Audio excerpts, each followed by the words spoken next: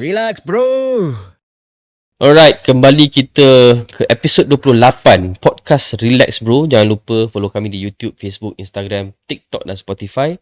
Dan kami yakin bahawa di TikTok tu lebih banyak engagement. Dan teruskan bersama kami di TikTok terutamanya. Dan kalau boleh dok, saya rasa mungkinlah di TikTok tu kita boleh minta rakan-rakan pendengar dan penonton kita ni suggest lah. Mungkin ada topik-topik yang bukanlah hangat, tapi topik-topik yang mungkin ada persoalan. Dia ada persoalan, dia tiba saya nak cerita satu benda kan. Kadang-kadang kita ni, benda ni di dalam pemikiran orang ramai. Tapi dia tak mampu nak ditanya pasal dia tak tahu nak tanya siapa. So kadang-kadang boleh tanya dalam podcast macam isu-isu agama. So kita ada Dr. Fatul Bahari, kita boleh explain. Nanti saya nak tanya satu soalan, tapi kita tunggu sekejap, kita boleh tanya.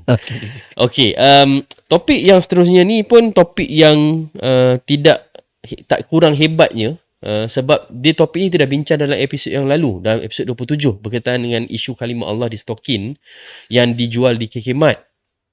Kita pun dah menyatakan pendapat kita di Relax Pro, yang mana isu ni sepatutnya tak perlu escalate sampai level sebegini. Tapi akhirnya dok, saya rasa dia jadi macam it's a never ending issue. Dia macam nak nampak macam lepas satu isu, dia topik yang sama, isu kalimah Allah di stokin yang dijual di KK Mart, tapi escalation dia tu jadi dah sampai ke level, dulu sampai level yang di Pertuan Agong pun dah keluar kenyataan, Perdana Menteri pun dah keluar kenyataan, Timbalan Perdana Menteri dah keluar kenyataan. Sekarang ni dah jadi level lain dah. Dah ada pula ancaman bunuh pada ketua muda. Dah ada pula orang balik bom di KK Mart Bido, di KK Mart Bido. Lepas tu kita nampak pula ada banyak pula rush raid di KK Mart ni. Dan KK Mart punya pengasas dan isteri pun telah didakwa di mahkamah. Tapi nampak macam tak ada kesudahannya dok. What do you think? Okay, bismillah. Benda ni kita dah cakap dah minggu lepas. Cuma saya nak compress balik apa yang telah kita cakapkan. Seperti mana yang telah saya jelaskan bahawasanya boykot ni perlu ada disiplin. Banyak bukti-bukti dan nas-nas agama tentang boykot ini ada banyak. Saya dah berikan beberapa contoh tempoh hari, contohnya hadis Nabi SAW, hadis Umamah ibn Uthal, yang mana apabila dia dihina oleh orang bukan Islam, orang kafir Makkah ketika itu, apa dia buat? Dia kata, wallahi la ya'tikum minal yamamah habbatu hintah, okay, hatta ya'zana fiha Rasulullah SAW. Hadis Bukhari Muslim, yang mana kata dia, demi Allah aku akan pastikan tidak akan sampai ke daripada Yamamah, tempat dia, sebutir gandum pun kepada kalian di Mekah ini sehingga Nabi bagi izin. So maknanya dari satu perspektif, boykot dalam Islam itu ada. Dan pada masa yang sama kita kena tahu juga bahawasanya tidak dilarang berurusan dengan orang bukan Islam pun dalam urusan perniagaan. Seperti mana dalam hadis Nabi SAW, kata Aisyah, Nabi membeli makanan. Ishtara Nabi SAW ta'aman min Yahudi. Nabi beri makanan daripada orang Yahudi dengan bayaran tertangguh, dengan berhutang. Dan yang mana Nabi SAW gadaikan pakaian perang Nabi daripada besi sampai ke Nabi SAW meninggal. Beli makanan, Nabi berhutang dengan orang Yahudi. Okay. So muamalah boleh, tapi boykot pun ada. Bila, saya tekankan sekali lagi, bila Islam umatnya terancam, kestabilan negara contohnya terancam, so boykot ketika itu diharuskan. Dalam isu KK Mart, terpulanglah apa orang nak kata. Ada macam-macam pendapat. Ada kata dia sengaja, KK Mart sengaja buat macam tu. Ada kata confirm dia tak sengaja. Tak apalah, yang tu dia dengan urusan dia. Yang tu biarlah mahkamah selesaikan. Dia dah didakwa dah pun. Okay. Kemudian keluar juga supaya kita supaya KK Mart buat permohonan maaf semua sekali. Okay. Sampai yang di Pertuan Agong pun dah keluar kenyataan. Okay. Ambil tindakan yang tegas dan keras supaya benda ni tak berulang. Cuma apa yang saya nak katakan kat sini, dia pun dah menyatakan permohonan maaf. Saya dah sebut dah itu dia pun. Dia dah nyatakan permohonan maaf. Dalam satu peristiwa saya nak bagi dalam hadis Muslim, sahabat Nabi bernama Usamah bin Zaid radhiyallahu anhu dalam satu perang. Okay, dia tengok dalam satu perang ni golongan musyrikin ni bunuh sahabat-sahabat Nabi, ada seorang lelaki ni. Maka dia pun pergi berhadapan dengan orang tu. Dia kalahkan orang tu dan kemudian dia angkat pedang dia nak tetak. Bila dia angkat pedang dia nak tetak orang tu kata apa? Orang tu kata la ilaha illallah Muhammadur Rasulullah, dia peluk Islam. Bila dia kata macam tu, Usamah kata hang bohong. Usamah tetak dan Usamah bin Zaid bunuh dia. Usamah bin Zaid ni cucu kesayangan Nabi tau. Cucu angkat kesayangan Nabi, anak Zaid bin Harithah. Bila dia tetak, dia bunuh lelaki tu. Okay. Kemudian dia rasa macam tak kena sikit kat situasi tu. Habis perang, dia balik jumpa dengan Nabi SAW. Dia ceritakan kepada Nabi apa yang dia lakukan. Nabi kata apa kat dia? Afala syaqaqta an qalbi. Kenapa engkau tak belah dada dia, tengok ada tak kalimah la ilaha illallah dalam dada dia? Nabi kritik tindakan Usamah kerana menghukum orang yang melafazkan. Walaupun orang tu dalam keadaan yang takut, dia melafazkan la ilaha illallah. Usamah bunuh dia juga. Sebab Usamah kata engkau takut, bukan kau ikhlas. Menunjukkan bahawasanya Nabi tak izin kita hukum hati-hati orang. So, KK Mat dia dah minta maaf. So, stand down lah. Slowly. Kita dah bagi dah. Saya dah kata dah. Kita bagi beberapa cadangan itu, Agil. Even dalam tulisan saya di page Facebook, saya bagi tahu, kata kita minta supaya kita kaitkan dengan KEB balik, Kongres Ekonomi Putra. Apa hala tuju kita? Kaitkan dengan apa yang berlaku.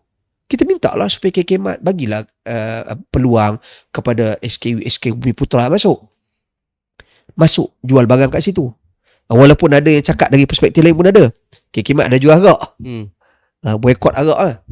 Okay, so jadi kalau nak cakap berkenaan dengan benda tu, berkenaan dengan jualan arak ni lagi luas panjang lah. Memang betul lah kalau sekiranya ada jual arak tu, kita jangan belilah. Jangan belilah. Memang confirm lah itu. Cuma saya kata, apa yang boleh membantu balik ekonomi Bumi Putra? Kita fokus ke situ lah. Jangan kita buat sesuatu benda yang macam Islam ni tak ada ruang langsung. Saya bagi contoh lagi. Dalam peristiwa Bi'ru Ma'unah, terkenal hadis ini. Hadis antara hadis yang membawa kepada pensyariatan, dalil kepada qunut nazilah. Yang kita doa qunut nazilah sekarang ni macam isu Palestin. Hadis inilah yang dipakai. Hadis peristiwa Bi'ru Ma'unah ni. Yang mana Nabi hantar 70 orang sahabat Nabi yang menghafal Al-Quran, qari, untuk mengajar satu kampung untuk Al-Quran. Dia orang yang datang jemput tau. Dia orang datang jumpa Nabi. Ya Rasulullah, minta tolong bagi hantar orang untuk mengajar Quran ni. Okay. Sampai tengah jalan, dia orang tipu rupanya. Dia orang bunuh semua sahabat Nabi 70 orang. Masya-Allah. Yang hafal Quran, dia orang bunuh semua. Bila dia orang bunuh semua, Nabi doa qunut nazilah. Moga Allah turun bala kepada mereka. Sampai sebulan cukup, Allah turun wahyu perintah suruh berhenti. Ini bunuh 70 orang sahabat lah. 70 orang sahabat Nabi yang hafal Al-Quran, dia orang tipu, dia orang bunuh. Besar. Okay. Jadi apa ni, kalau orang ni satu isu balik pada isu KK Mat ni, dia dah minta maaf, dia tak bunuh siapa-siapa pun. Dia dikenakan tindakan sekarang ni dari dakwa di mahkamah. Tak tahulah apa tindakan yang dikenakan kat Tanjung selepas ini. Jadi saya kira stop lah demi kestabilan dan keamanan negara kita. Itu yang paling penting sekali. Kalau benda ni ada continuous, sebenarnya fundamental isu dia adalah apa? Adalah saya yakin semua pihak nak supaya ini jadi satu pengajaran, supaya tidak ada lagi selepas ini. Ini bukan soal kes token tu saja. Banyak lagi. Ada kes-kes yang lain. Jadi bagi orang bukan Islam, tolong jaga sensitivity ni. Dah tahu dah kita. Faham? Dan orang Islam pun, kita sama-sama fikirkan apa yang terbaik untuk menggambarkan Islam itu dinus samhah, kata Nabi.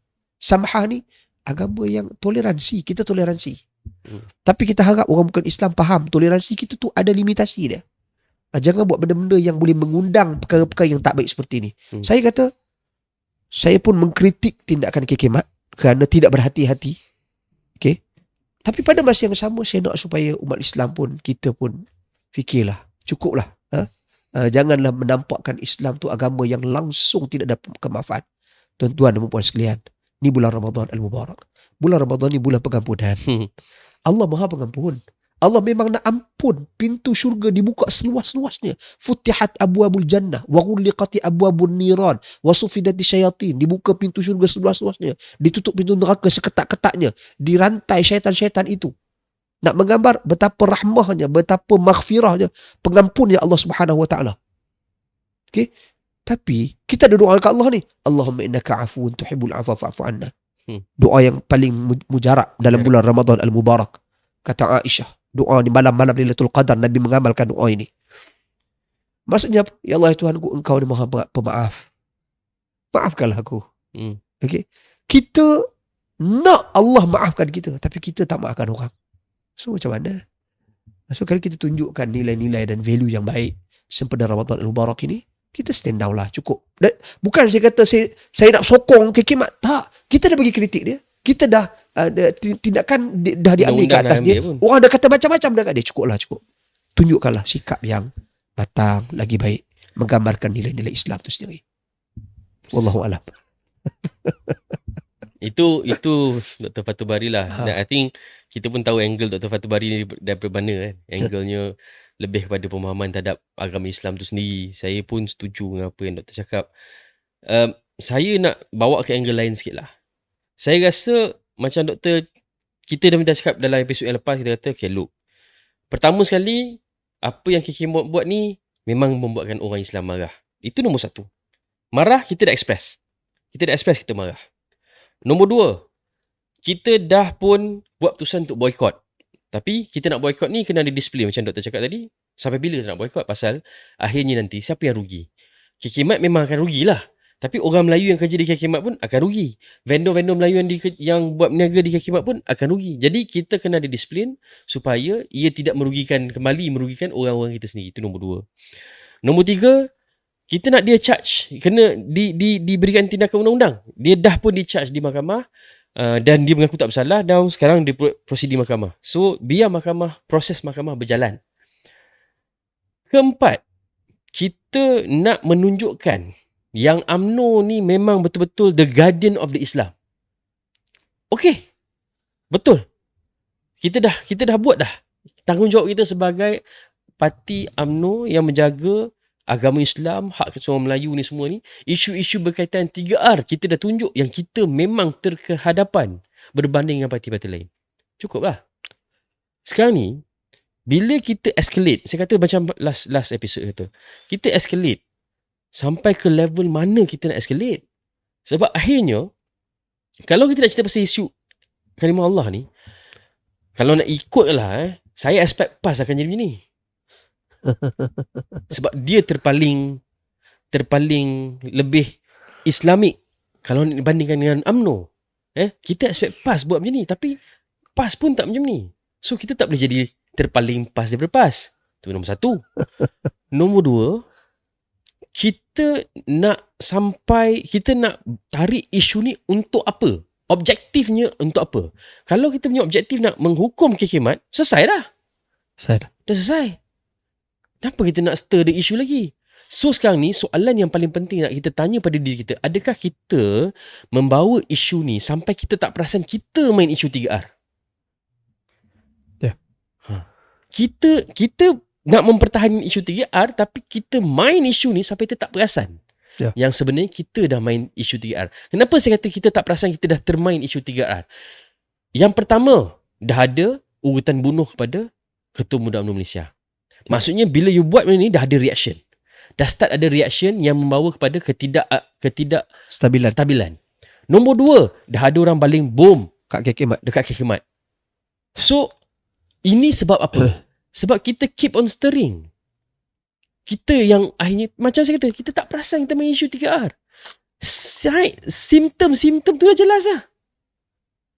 Lepas tu, nombor tiga, dah mula ada continuous pushback daripada orang bukan Melayu.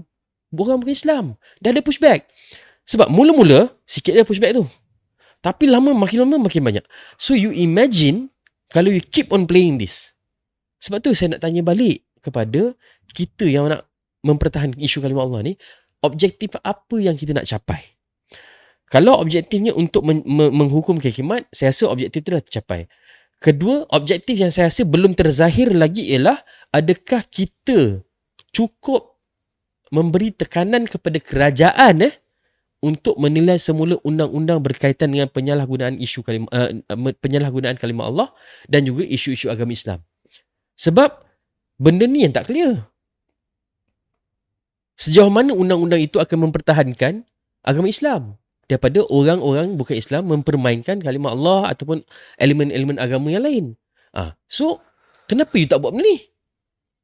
Lu sibuk nak main sampai satu tahap kita macam kita ni berkawan ramai dok Sampai satu tahap dekat ground dah mula kata ini dah start dah ni. Dah start nak keep on alive. Maksudnya you nak ride on this issue sampai level you nak jadi popular ke? Tapi you tak perasan. Last orang Melayu sendiri dah kata, cukup-cukup lah. Sudahlah. Kan? Kita dah capai dah objektif tu. Sekarang ni cukup. Jangan sampai macam saya kata tadi, kita tak perasan kita main isu 3R. Ini pandangan saya. Kalau tak suka, saya pun tak boleh nak buat apa. Tapi saya bercakap atas dasar bukan setakat kita yang mempunyai pemikiran yang mungkin kritikal sedikit dok. Tapi juga bila kita duduk dengan kawan-kawan di bawah yang bukan ahli politik, yang juga orang Melayu Islam, yang akhirnya kata, bro, ni sampai bila nak main isu ni?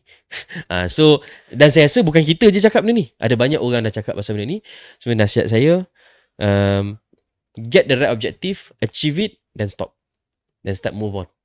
Jadi kita akan sikit saya nak top up sikit tadi ni. Jadi saya kira kalau cantiknya kalau benda ni, kalau kita nak teruskan, bukan teruskan bak kekemat ni, no. Benda lain lah. Benda lain, benda apa? Benda fundamental, benda dasar, benda polisi yang mana kita rasa boleh ditambah baikkan. Masa ni masa terbaik untuk nak angkat private bill di parlimen. Kita cakap dah episode lepas. Masa ni is the right time. Orang ahli-ahli parlimen ni duk cakap daripada orang duk menjerit-jerit apa semua ni, bergaduh tak biar bab peruntukan. Fokus berkenaan dengan benda ni. Bangkitkan. This is actually the right time untuk diangkat private bill. Betul. Nak bincang, kita tengoklah clause kat mana, you all bincang lah. Itu satu. Lepas tu bila private bill tu keluar, kita pemuda UMNO sponsor. Kata pemuda UMNO sponsor. Pemuda UMNO sponsor. Kita bagi pada semua ahli parlimen Islam, tengok siapa nak reject. So itu tu saya nak cerita sikit je pengalaman berpuluh tahun lepas. 12 tahun lepas saya ingat saya. Apabila muncul ini sejarah masa ketika Gus Dur menjadi Presiden Indonesia. Pak Gus Dur. Pak Gus Dur ni ada satu kenyataan dia menyebabkan ada gerakan besar-besaran nak menjatuhkan dia. Antara kenyataan dia adalah pasal soal hijab aurat wanita. Yang mana pada dia tak wajib lah. So, muncul gerakan-gerakan Islam yang bergabung bawah tema dan nama Laskar Jihad. Saya pernah dengar. Laskar Jihad. Which is pada ketika itu dikepalai oleh Ustaz Ja'far Umar Talib. Yang sekarang ni dah bertaubat dah. Cuma saya nak cerita sikit lah macam mana benda dia boleh berlaku. Betul, kenyataan Gus Dur itu kenyataan yang sangat bahaya, yang menafikan perkara-perkara asas dalam agama, iaitu kewajipan menutup aurat. Kenyataan itu bukan soal dia tu nombor 2. Kenyataan itu kenyataan kufur. Kenyataan itu. Kalau kau tak mau tutup aurat, you suka.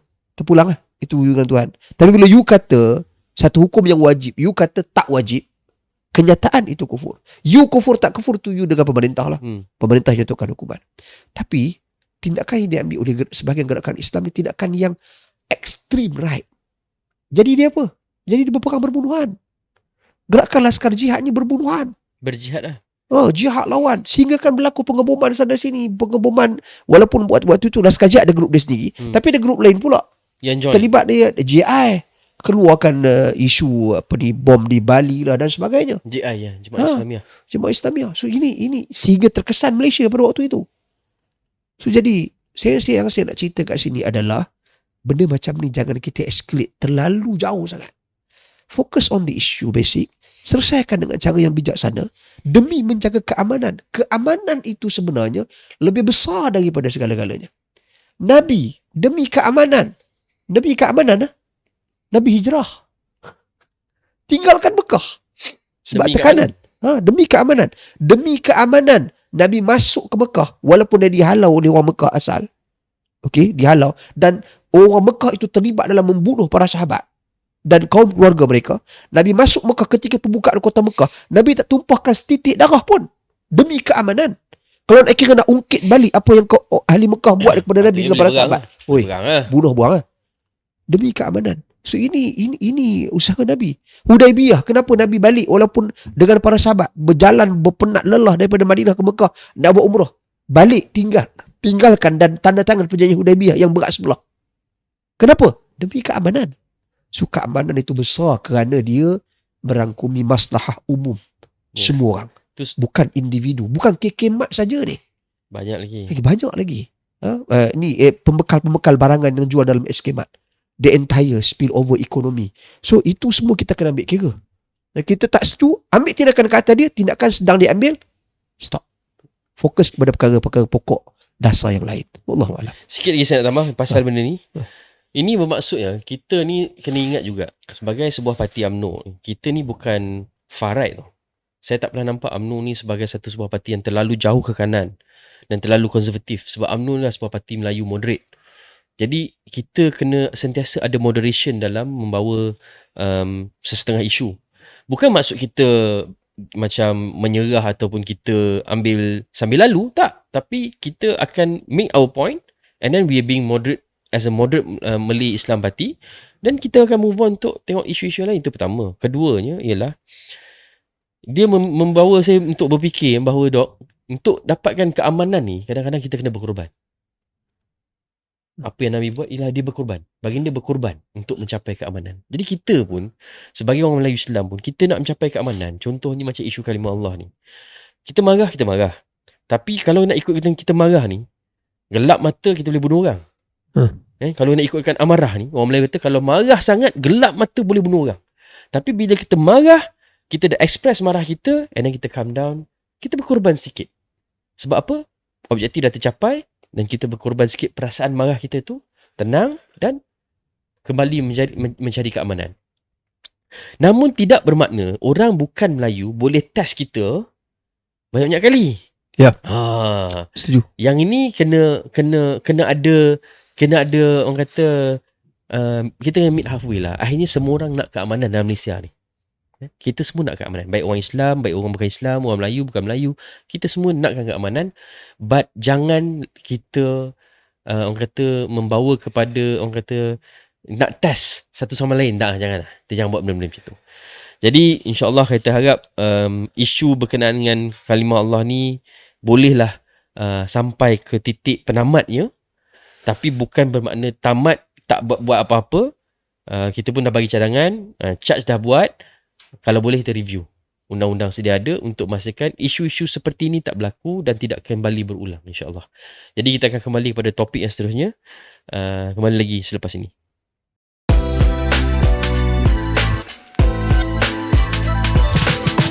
Relax bro.